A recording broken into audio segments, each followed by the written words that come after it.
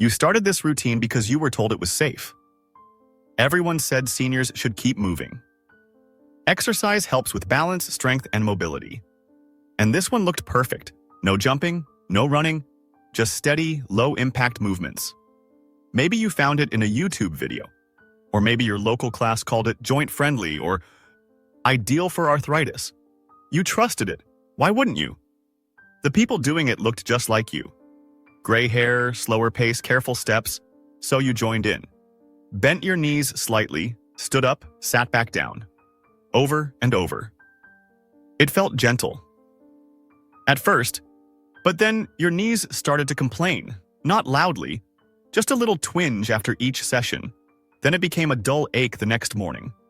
Then the stiffness lingered through the day. You told yourself it was just aging. Maybe even a sign that the exercise was working. No pain, no gain, right? Except, the pain didn't stop. And slowly, movement became harder, not easier. Your joints weren't getting stronger. They were protesting. The mistake? A single, very common move. Partial squats. They sound innocent. You stand up, you bend halfway down, you return to standing. Trainers call them low impact. Some videos even say perfect for seniors. But for many people over 60, these shallow squats are silently damaging the very joints they're supposed to help. Here's why. As we age, our cartilage thins. The cushion between our bones shrinks. We lose synovial fluid, the natural lubricant inside joints. That means movements that once felt fine now cause more friction. And when you do partial squats, especially without support or proper form, you're placing all your body weight directly onto those stressed areas. The motion may look easy, but the angle, bent knees under load, is where the real harm happens. What makes it worse is repetition. You're told to do 10, 20, maybe 30. And each time your knees and hips absorb the pressure. Slowly, quietly, the damage builds. Most seniors don't realize it. They assume the discomfort is just age catching up. But it's not age. It's accumulation. Your joints are giving you warnings, not because you're weak, not because you're doing too little, but because you're doing the wrong thing in the name of health. It's not your fault. This kind of advice is everywhere. The term low impact gets thrown around so often that no one stops to ask, low impact for who? A 30-year-old? A healthy 50-something? Or someone over 60 with worn cartilage and a history of arthritis? What's gentle for one person can be grinding for another, and no one tells you that. So you keep moving, but in the wrong direction. So how do you know if this seemingly safe exercise is actually hurting you? The signs are often subtle at first. You might notice that after a few sessions, your knees feel a little more swollen. Or your hips seem tighter than usual when you get out of bed. That stiffness in the morning that used to go away in 5 minutes now lingers through breakfast. You may also feel more pressure in your lower back or even hear small popping sounds during movement. Many seniors write these off as just aging, but they're actually signals.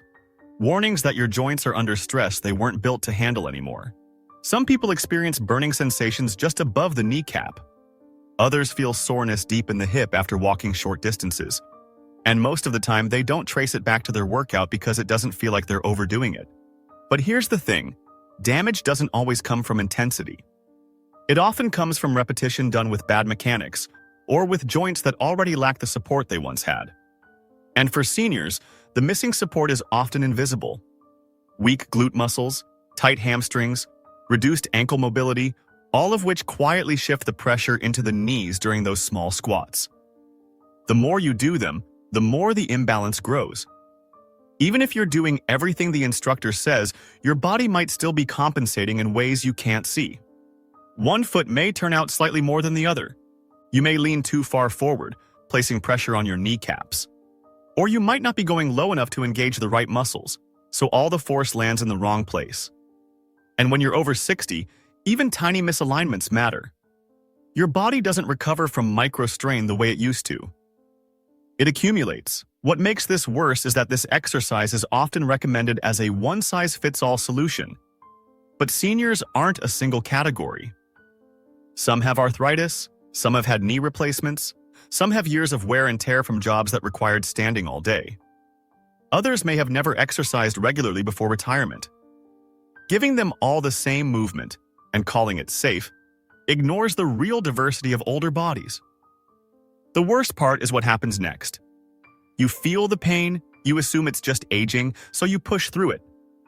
Or worse, stop moving altogether. You think exercise doesn't work, or that your body just isn't capable anymore. But the truth is, you were given the wrong tool for the job, and what you need isn't to stop exercising, it's to choose movements that match where your body is today, not where it used to be 20 years ago. So what should you do instead?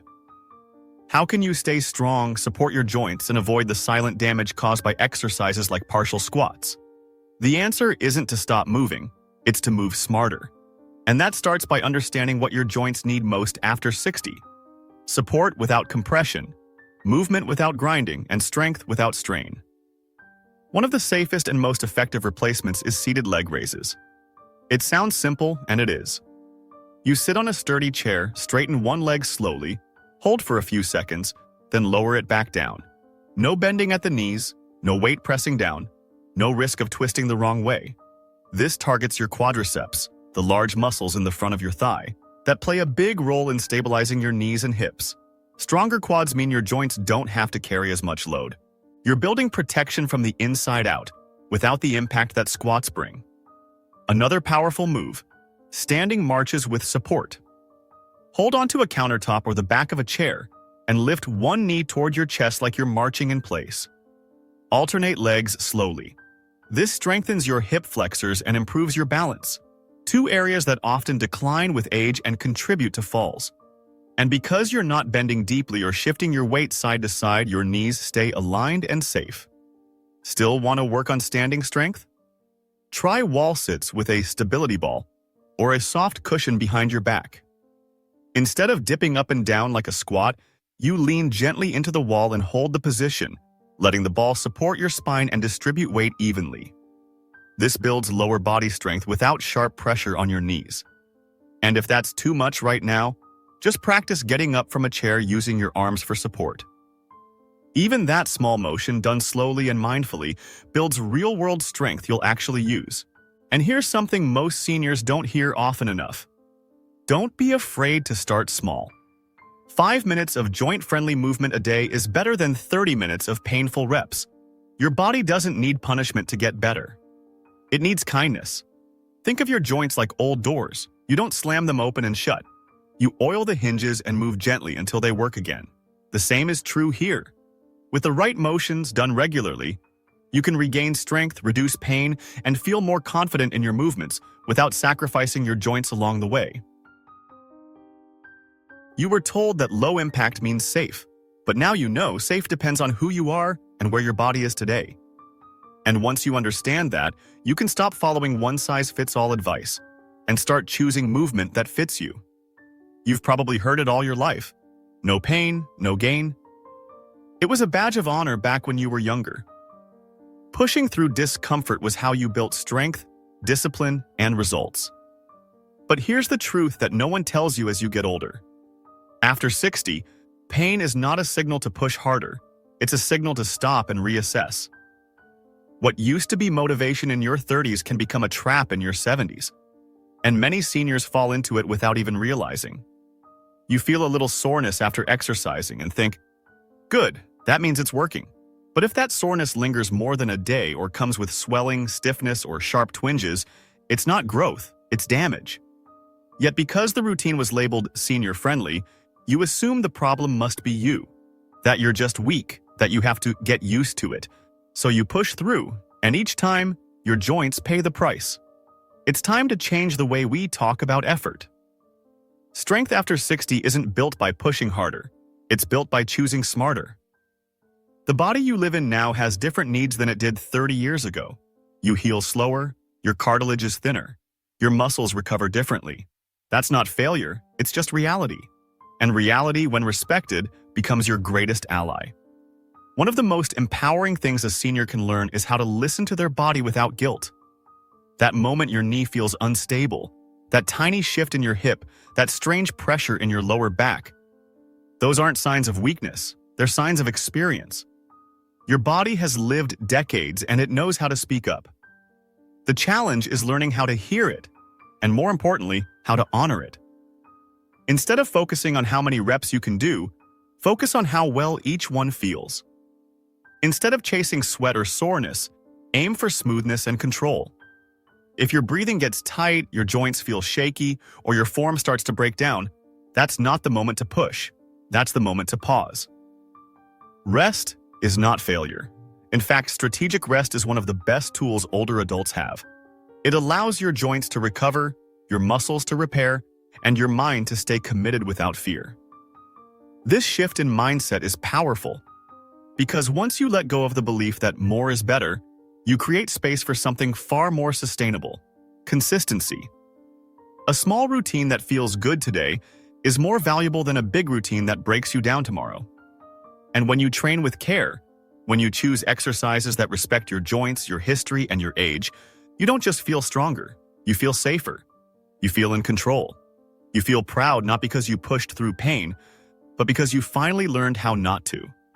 Maybe no one told you this before, but it's okay to outgrow the advice you once trusted. It's okay to question what you've been told, even if it came from well-meaning instructors, doctors, or friends. Just because something is labeled senior-friendly doesn't mean it fits your body, your joints, or your history. And when it comes to exercise after 60, the goal is not to keep up with others. The goal is to care for the one body you've been given, gently, wisely, and on your terms. If you've been doing partial squats or other low-bending movements that leave you sore or stiff afterward, this isn't a failure. It's a discovery. You've learned something important. What doesn't serve you? That knowledge puts you ahead of the curve. Because most people never question it. They keep doing the same routine, wondering why the pain gets worse, why mobility goes down, and why their motivation disappears. But now you know, and that gives you the power to choose differently. You can choose exercises that protect, not punish. Movements that build strength without stress. Routines that work with your body instead of against it. You can replace that one damaging habit with 3 safer ones. You can feel good at the end of a session, not just proud, but physically better. More open, more balanced, more confident. And maybe most importantly, you can give yourself permission to age on your own terms. That doesn't mean slowing down or giving up. It means tuning in, paying attention, taking ownership of how you move through the world now, not how you used to move or how someone else says you should.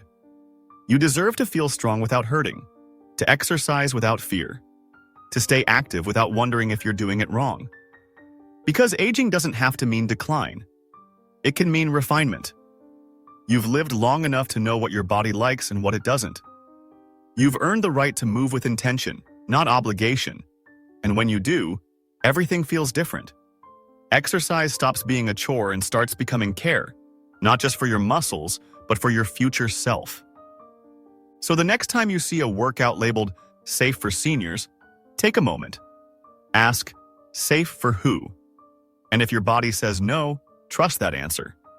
Swap the squats for seated raises. Replace the strain with support. Let go of the pressure to perform. And instead, move in a way that feels like relief. That's not weakness, it's wisdom. And that, more than any rep or routine, is the kind of strength that lasts.